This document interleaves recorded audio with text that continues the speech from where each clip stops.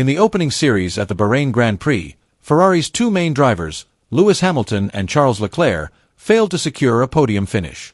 Both actually showed fairly competitive performances throughout the weekend, but the final result didn't favor Ferrari.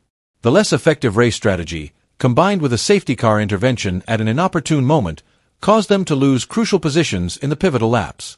What was the main factor behind Ferrari's strategy failure at the Bahrain GP? Let's talk about it. At the 2025 Bahrain Grand Prix, Ferrari implemented a long-term strategy by placing Charles Leclerc in second and Lewis Hamilton in ninth. Both drivers used medium tires, hoping this strategy would provide an advantage in the later stages of the race. Ferrari opted to hold their positions longer on track, relying on a combination of experience and the SF25's performance to gain an edge as the race progressed. Initially, the strategy seemed promising. Leclerc managed to overtake Lando Norris, while Hamilton showed consistency and pace, moving toward the top five. However, the situation drastically changed when the safety car entered the track on lap 32 due to an incident between Yuki Tsunoda and Carlos Sainz Jr. The incident caused Sainz to retire from the race after his car sustained significant damage. Instead of gaining an advantage from fresher tires at the end of the race, Ferrari was forced to pit earlier than planned. They switched to hard tires, a decision that proved to be a mistake as their rivals, using softer and faster medium and soft tires, overtook them in the critical phase of the race. In the end, Leclerc and Hamilton finished in fourth and fifth, while Oscar Piastri from McLaren claimed victory. Ferrari's initially promising strategy faced the bitter reality of an unexpected incident and poorly timed pit stop decisions. This serves as a reminder that in Formula One racing, flexibility and a quick response to changing track conditions are crucial for achieving optimal results. Ferrari's team principal, Fred Vasseur, could not hide his disappointment after the unsatisfactory race result. In a post-race interview, he firmly acknowledged that the conservative approach taken by his team that evening was not suited to the rapidly changing dynamics of the race. "We were too conservative in our strategy. We thought that taking a risk with a long stint using medium tires would give us a big advantage at the end of the race. But in reality, we were in a strong position when the safety car came out. It really affected us and killed our entire plan," Vasseur said with a tone of regret. Vasseur also reminded that this is part of the racing world, which is full of uncertainty. But that's racing. What's important now is that we need to learn from this experience and bounce back quickly. There are still 23 races left this season, and we will work to come back stronger and better prepared for the next challenge, he added with confidence. Although his disappointment was evident, Vasseur also noted a positive aspect worth mentioning. Although the final result was not what we hoped for, Ferrari still managed to collect more points than some of our main rivals, like Aston Martin and Mercedes. That gives us a little hope, and we must keep working hard to maximize our potential moving forward, he concluded. Lewis Hamilton's performance with Ferrari at the Bahrain Grand Prix became one of the most anticipated moments of the season.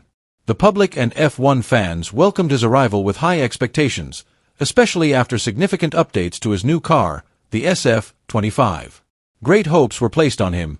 Many imagined Hamilton would immediately show strong performances, showcasing his magic since his debut race. However, reality turned out to be different. Although not performing poorly, Hamilton's performance could be considered to have fallen short of expectations. He showed consistent performance throughout the weekend and ultimately finished the race in fifth place. While this is not a bad result, especially for a driver adapting to a new team and a different car, it was not enough to pose a serious threat to the front-runners. From the free practice sessions to qualifying, Hamilton briefly showed glimpses of the SF25's potential. He posted competitive lap times, indicating that Ferrari's car this year has a strong foundation. However, in his post-race interview, he honestly admitted that there was still much work to be done. "There are big areas we still need to improve," Hamilton said, suggesting that the car's potential had not yet been fully tapped. Overall, Hamilton's debut with Ferrari could be considered a solid start but not yet spectacular. He managed to contribute important points for the team, maintained consistency, and showed signs of promising adaptation. Now, it remains to be seen whether the seven-time world champion can quickly find the breakthrough to truly push and return to the front ranks. Charles Leclerc started this season with high hopes of being immediately competitive and challenging Red Bull's dominance. However, in this race, Leclerc had to settle for finishing in fourth place, a result that felt unsatisfactory given the team's large ambitions. In his post-race interview, Leclerc revealed that the race was quite complicated for him. He mentioned the less-than-optimal pit-stop strategy and the ever-changing track conditions as two key factors that made it difficult for him to maintain his rhythm throughout the race. "This race didn't go as we planned. We tried a few different approaches, but none of them really gave us an advantage," he said, sounding disappointed. Furthermore, Leclerc paid special attention to the significant progress shown by the McLaren team. He praised their performance, particularly in the middle and final sectors of the circuit, which became McLaren's strength throughout the weekend. They were really fast in the middle and final sectors, which made them very competitive here. "I think now we are not only competing with Red Bull. McLaren also has to be considered a serious threat," Leclerc said. This statement signals that the competition map this season is tightening, no longer dominated by just one or two teams. Ferrari now has to be more cautious and ready to adapt to pressure from various directions if they want to remain a top contender for the World Championship title. Meanwhile, Oscar Piastri delivered an outstanding performance at the 2025 Bahrain Grand Prix, proving his abilities as a highly talented young driver.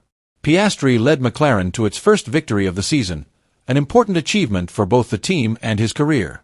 The Australian driver performed flawlessly from the start, securing pole position with a highly competitive lap time. Once the race began, Piastri immediately showed his dominance at the Bahrain International Circuit, navigating every corner with precision and avoiding any disturbances that could hinder his path to victory.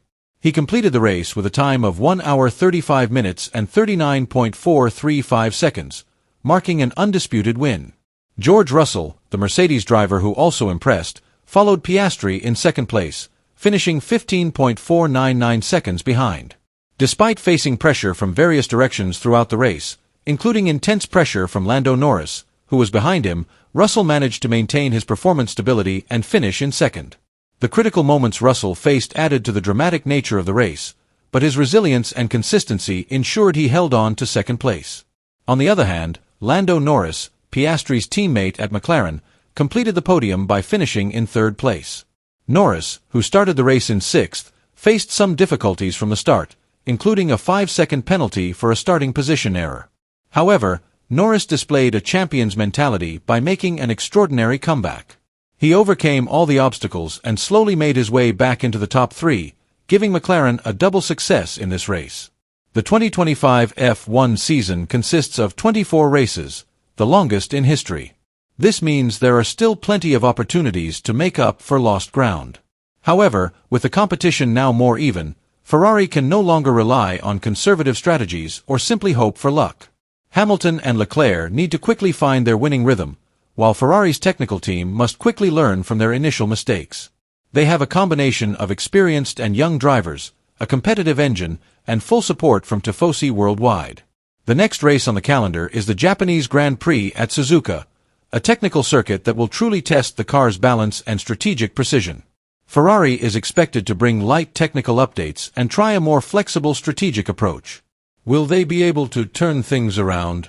Or will this season be a new era of glory for McLaren, or continued dominance for Red Bull? Share your thoughts.